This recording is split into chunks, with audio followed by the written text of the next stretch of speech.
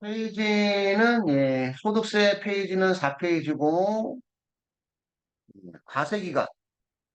세금을 부과하는 기간을 우리가 무슨 기간? 과세 기간이라 합니다. 소득세 과세기간 원칙은 언제부터 언제까지? 1월 1일부터 12월 31일까지고, 임의 변경이 가능하다, 불가능하다?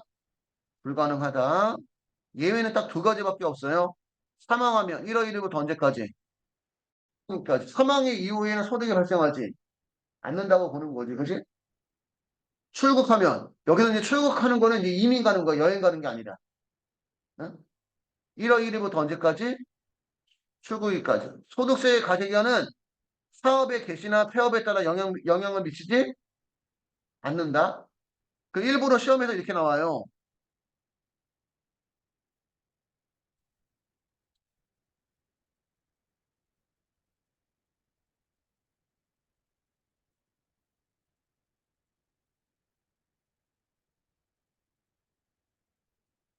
만약에 그 회사를 다니다가, 응? 6월 30일 날 퇴사를 했어. 회사 다니다가. 그러면 과세기간이 어떻게 돼요? 과세기간이. 1월 1일부터 언제까지? 12월 31일까지지 6월 30일이 아닙니다. 왜냐면 회사하고도 다른 소득 발생할 수 있다는 거야. 소득세가 뭐죠? 소득세가 이자, 배당, 사업, 근로, 연금, 기타, 퇴직, 양도 다양한 소득이 있을 수 있다 보니까 회사를 퇴사했다고 해서 소득이 없는 게 아니라는 얘기예요. 계속 놀다가 7월 1일 날 사업을 개시했어. 사업을. 응? 그 소득세 과세기간은 언제부터 언제까지? 1월 1일부터 12월 31일까지다. 앞에 놀았다고 하더라도 여러분들 돈이 많은 사람은 이자 배당 이런 소득이 있을 수도 있다는 거예요. 이해 갈까요? 무슨 얘기인지? 여러분들도 기본적으로 은행에 예금은 다 들어있잖아. 그럼 무슨 소득은 발생해? 이자? 소득 같은 거 발생해. 조금이라도. 그치? 음. 그래서 예, 소득세 과세기간은 무조건 언제부터 언제까지? 1월 1일부터 12월 31일까지. 예. 사업의 개시나 사업의 폐업에 영향 미친다, 안 미친다? 안 미친다. 그치? 안 미친다. 예외는 딱 두 가지. 예외는 딱 두 가지. 사망하면 1월 1일부터 언제까지? 사망일까지. 출국하면 1월 1일부터 출국일까지. 세 번째, 납세 의무자. 세금을 납부할 의무를 지는 자를 우리가 납세 의무자로 얘기하는데, 인격의 개요. 인격이라는 것은 권리와 의무가 부여된 거 우리가 인격이라고 얘기하는 거예요.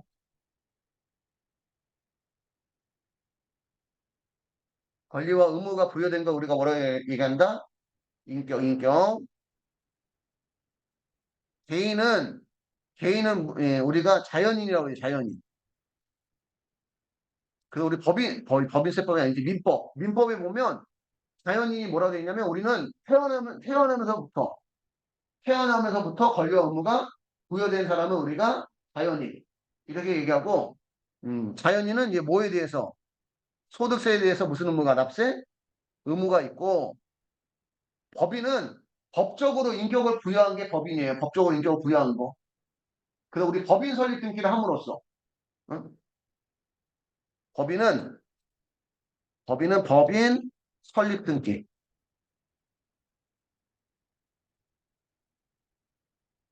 법인은 무슨 설립 등기?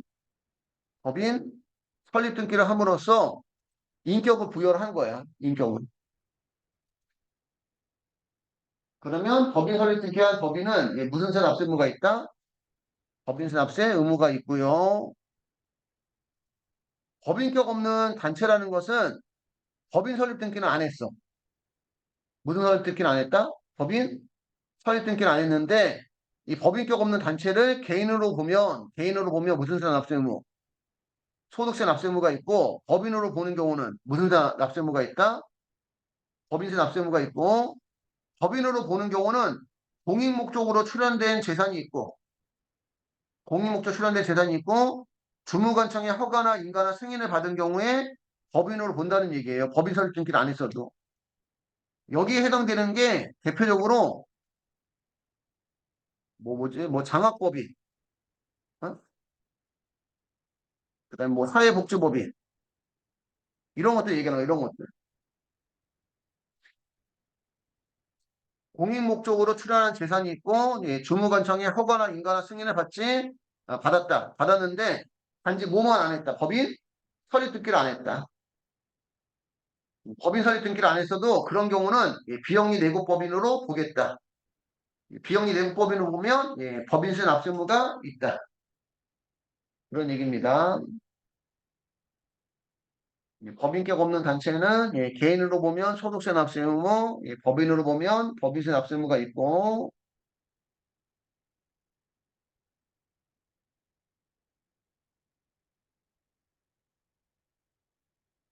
개인의 분류, 개인의 분류, 예, 거주자의 판정은 국적과는 관련이 있다 없다?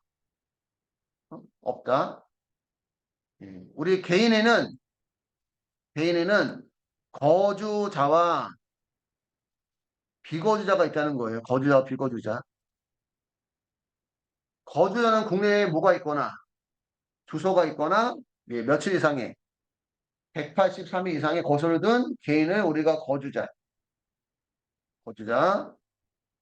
거주자는 국내외 모든 소득에 대한 납세 의무가 있는 예, 무제한 납세 의무자라 이렇게 표현하고요. 비거주자는 국내에 뭐가 없거나 주소가 없거나 예, 며칠 미만에 183일 미만의 거소를 둔 개인을 얘기합니다. 그리고 비거주자는 국내 원천 소득에 대해서만 납세 의무가 있기 때문에 무슨 납세 의무자? 제한 납세 의무자다 이렇게 표현합니다. 요즘은 예, 우리나라도 해외에서 취업 때문에 그 뭐지? 취업 이민이라 얘기하나? 뭐라고 얘기하지? 갑자기 생각이 안 나요. 하여튼 뭐 동남아나 뭐 우즈벡이나 이런 데서 많이 취업 때문에 많이 오잖아요. 그치? 어? 그래서 거주자, 비거주자 여부는 예, 국내 주소가 있거나 183 이상의 거소를 둔 개인을 얘기한다. 그래서 동남아에서 취업 때문에 우리나라 왔다. 어? 왔다. 그래서 183 이상 국내에 거소를 두고 있다면 그지 주소가 없다고 하더라도 무슨 자로 본다. 거주 자로 보고 예, 국내 소득이든 국외 소득이든 무슨 의무가 납세 의무가 있다는 거예요. 법적으로만 보면. 물론 더 들어가면 예, 뭐지? 뭐 계속해서 뭐 5년 이상 뭐 5년인가 있지 않은 경우는 예, 국내 소득에 대해서만 예, 납세 의무가 있고 해외 소득은 해외에서 우리나라도 보내줬으면 납세 의무가 있고 해외에서 우리나라 보내주지 않았으면 납세 의무가 없고 뭐 그런 게 있어요. 거주자와 비거주자의 의제라는 것은 예, 간주라는 표현이고 간주라는 것은 이제 뭐뭐로 본다 이런 뜻이죠. 뭐뭐로 본다. 거주자의 의제는 이제 거주자로 본다 이런 뜻이고 비거주자의 의제는 예, 비거주자로 보겠다. 거주자로 보는 경우는 계속해서 183일 이상 국내에 거주할 것을 통상 필요로 하는 직업을 가지고 있거나 국내에 생계를 같이 하는 가족이 있거나 직업 자산상 국내 183일 이상 계속 거주할 것으로 인정되는 경우 해당 승무원과 가족이 근무기간의 기간 중 통상 체제하는 장소가 국내에 있고 이런 경우는 이제 무슨 자로 본다. 거주 자로 보고 비거주자로 보는 경우는 계속해서 183일 이상 국외에 거주할 것을 통상 필요로 하는 직업을 가지고 있거나 국내 생계를 같이 하는 가족이 없고 직업이나 자산상 국내 183일 이상 계속 거주할 것으로 인정되지 않거나 해당 승무원과 가족이 근무기간의 기간 중 통상 체제한 장소가 국외일 것. 이런 경우는 비거주자를 본다. 그런 얘기입니다. 항상 거주자로 보는 경우 국외에 국외에서 근무하는 파견 공무원, 국외에서 근무하는 파견 공무원은 항상 거주자로 본대요. 응?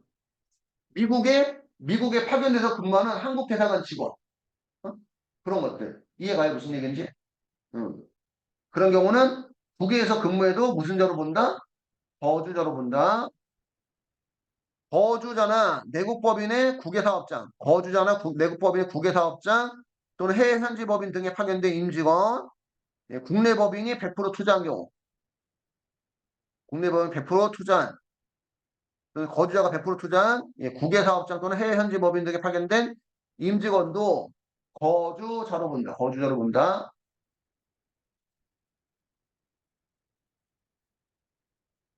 이렇게 보시면 되고, 소득세법상 납세 의무가 있는 법인이 아닌 단체, 예, 소득세법상 납세 의무가 있는 법인이 아닌 단체를 우리가 예, 법인격 없는 단체라고 표현해요. 소득세법상 납세 의무가 있는 법인이 아닌 단체를 우리가 법인격 없는 단체라고 표현한다.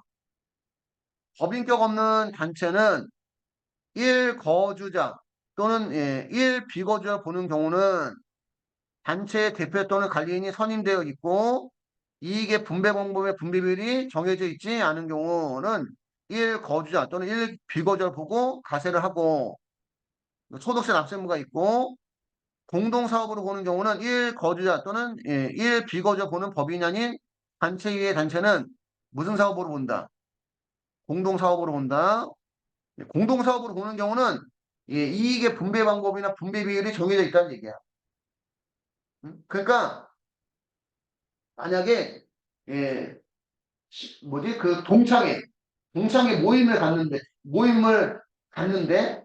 갔는데 예전에는 그냥 모여서 식사만 하다가 나중에 이제 야 우리 그렇게 하지 말고 무슨 동창회로 돈을 모아서 사업을 한번 해보자. 그래서 거기서 그 동창회 명의로 사업을 해서 벌어들이는 소득을 동창회 명의의 그냥 소득으로 하면 동창회 자체를 하나의 1거주자 또 1비거주자 보고 예, 소득세 납세금을 지는 거고 만약에 동창회 명의로 뭐지 그 동창회로 사업을 하는데 그 돈을 구성원들한테 분배하면 무슨 사업으로 공동 사업으로 본다는 얘기예요. 동창회가 법인이면 법인으로 보는 거고 동창회가 법인이 아니면 1거주자 1비거주자 보고 그치 납세물을 지우겠다 이런 얘기입니다. 잘 나오는 부분은 아니고요. 예, 납세 의무의 특례. 공동사업의 경우는 원칙은 무슨 분배 비율에 따라서 손익 분배 비율에 따른 지분별로 가세합니다.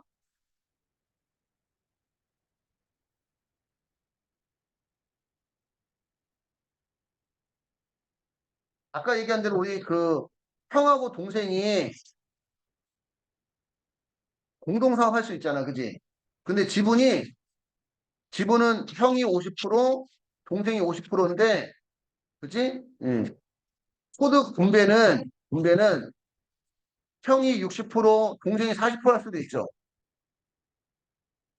이 사업에 대해서 형이 더 잘 알면 똑같은 돈을 투자했어도 분배 비율을 다르게 정할 수도 있다는 거예요.